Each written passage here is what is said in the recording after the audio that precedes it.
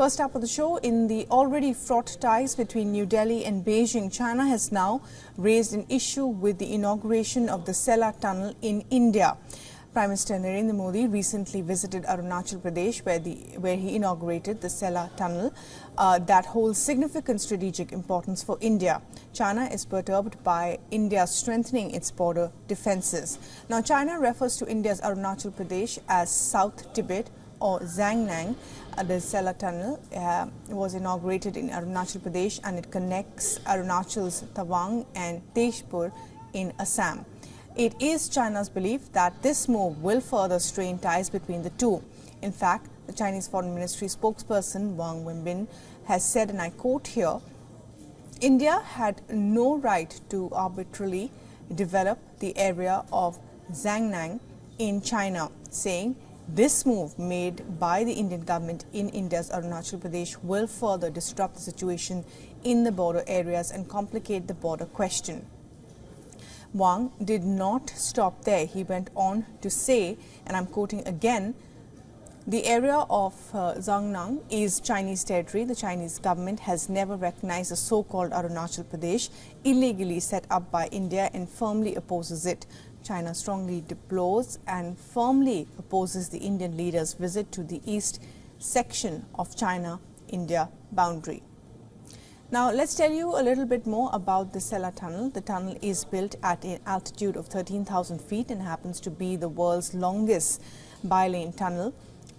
A big boost for Indian troops. It aims to smoothen the movement of Indian troops and weaponry to forward locations along the line of actual control. And also important to note here that this announcement came just a few weeks after the 21st round of co-commander level talks between India and China in February, where in their own words, the discussions had been positive, in-depth and constructive.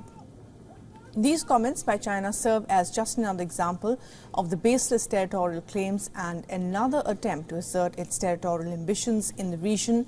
This at a time when the curious case of missing ministers and cabinet reshuffles continue to dominate headlines back home and across the globe. Now, in the latest, China has appointed Chen Xiaodong as the vice former minister as per the Human Resources Ministry in China.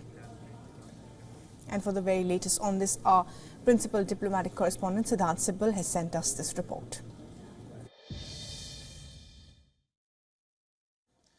China continues to provoke India in the backdrop of the visit of the Indian Prime Minister Narendra Modi to Arunachal Pradesh and inauguration of the Sela Tunnel infrastructure project. We know that Chinese side made remarks and staked claim on Indian territory of Arunachal Pradesh, and India hit back at the Chinese, reminding them how Arunachal Pradesh remains in Indian territory. But this is something that has happened in the past as well, and Chinese provocative behavior continues, whether it's making these comments or whether it's at the border where there has been a mass deployment by the Chinese side, breaking the past pacts of 1993, 1996. And we know that since the Galwan incident, relationship has gone downhill. But it's just not with India, but with other countries in Asia as well, which share border with China. There has been this policy by Beijing, the expansionist policy and the provocative policy, whether it's with Japan, Southeast Asian countries,